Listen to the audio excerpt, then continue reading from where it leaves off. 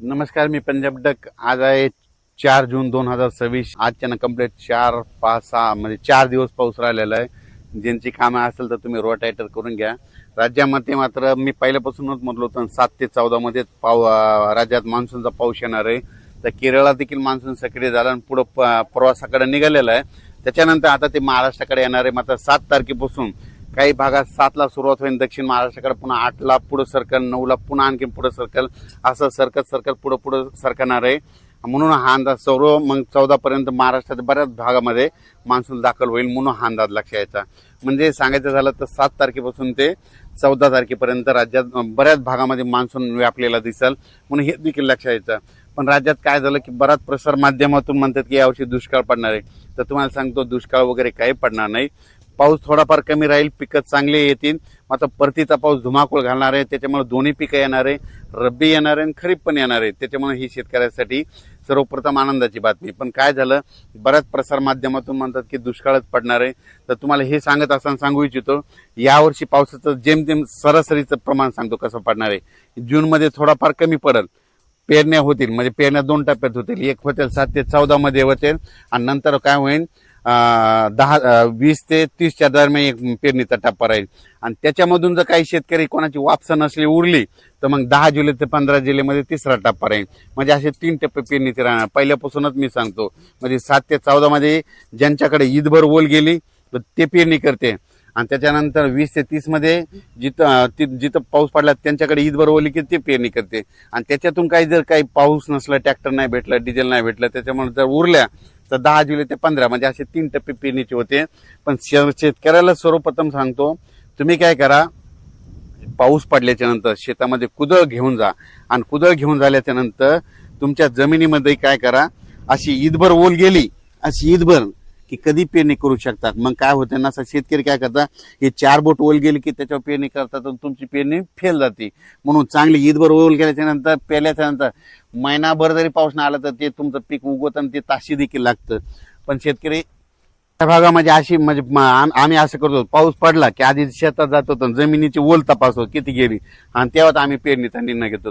म्हणून माझं म्हणणं, शेतकऱ्यांनी पेरणी करत असताना स्वतःचा निर्णय स्वतःच घ्या. स्वतः शेतकरी खूप हुशार असतो, कारण की त्यांना आतापर्यंत त्याची जीवनच शेतीवर म्हणून त्यांना पेरणी करायची की नाही ते ठरवतो.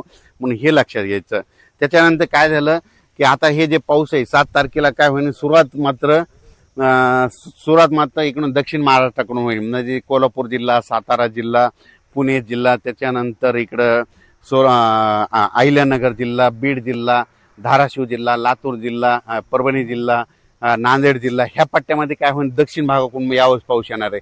आणि तुम्हाला एक सांगतो, ज्या वर्षी ना दक्षिणेकडून मान्सून येतो, मुंबईकडे ना जाता जर मधातून शॉर्टकट आला तर त्याच्यामध्ये काय होतं, बीड जिल्ह्याला एक जास्त पाऊस पडतो, अहिल्यानगरला एक जास्त पडतो, त्याच्या जालना जिल्ह्याला एक पडतो, परभणीला पडतो, नांदेडला पडतो, लातूरला पडतो, धाराशिवला पडतो, सोलापूरला पडतो, सांगली, सातारा, सोलापूर, कोल्हापूर, पुणे ह्या भागात मग जास्त पडतो. पण हे जे पाऊस जर मुंबईकडून तिकडे गेला तर मग ते काय होतं, उत्तर महाराष्ट्राकडे जास्त पडतो. आणि हे जे बीड जिल्हा, लातूर जिल्हा, धाराशिव जिल्हा, अहिल्यानगर ह्या भागाला कमी पडतो. पण यावर्षी ह्या बीड जिल्ह्याला, अहिल्यानगरसाठी खूप आनंदाची बातमी, यावर्षी मध्ये दक्षिणेकडून मान्सून मध्ये येईल आणि पुढे न जाता मधातूनच कट हाणल्यामुळे काय होईल, तुमच्या भागाची पेरणी लवकर लागेल. त्याच्यानंतर परभणी जिल्ह्यात देखील काय होणार आहे, हे पाऊस काय होणार, असा खालूनच म्हणजे दक्षिणेकडून असा पुढे सरकत येणार आहे. आणि ते फक्त काय होईल, थोडा नंदुरबार जिल्ह्यासाठी, धुळे जिल्ह्यासाठी थोडाफार कमकुवत राहील. पण त्यांना देखील काय होईल, ते मान्सून पुढे आल्याच्या नंतर त्यांना मात्र रिमझिम पाऊस त्यांना सुरू राहील. इकडे पाऊस सुरू झाल्याच्या नंतर त्यांना रिमझिम पाऊस सुरू राहील.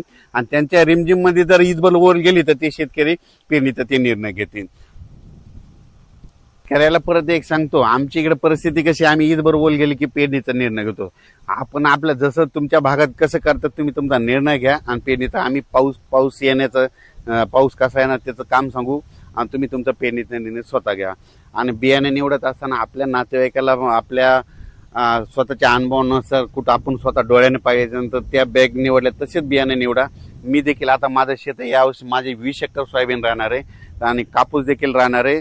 आणि यावर्षी जवळपास 30 एकर शेतामध्ये कापूस देखील आहे, सोयाबीन देखील मी पेरणार आहे. आणि पेरणी करत असताना तुम्हाला त्याचा व्हिडिओ देखील देणार आहे. आणि कापूस मी ज्या धूळ पेरणी करणार आहे त्याचा देखील तुम्हाला व्हिडिओ देणार आहे. मी माझं कसं स्वतः निर्णय घेतो, तुम्ही तुमचे स्वतः निर्णय घ्यायचे शेती करत असताना.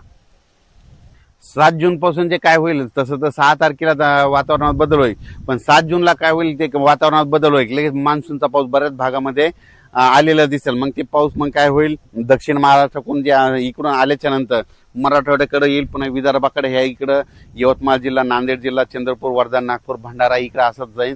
तसा पुढे ती अमरावतीकडे सर्कल, अमरावतीकडून बुलढाण्याकडे जाईल, बुलढाण्याकडून इकडे जळगावकडे जाईल, धुळ्याकडे जाईल आणि त्याच्यानंतर संभाजीनगर हे असा भाग बराच म्हणजे अहिल्यानगर पासून हे असा भाग जवळपास यामध्ये 14 तारखेपर्यंत कव्हर करून जाईल. आणि मान्सूनच्या पावसामध्ये जमिनीमध्ये ईद बरोबर गेली तर तुम्ही तुमचा निर्णय घ्यायचा, पेरणीचा निर्णय तुम्ही घेऊ शकता. अचानक वातावरण बदललं तर उद्या एक लगेच मेसेज दिला जाईल. धन्यवाद.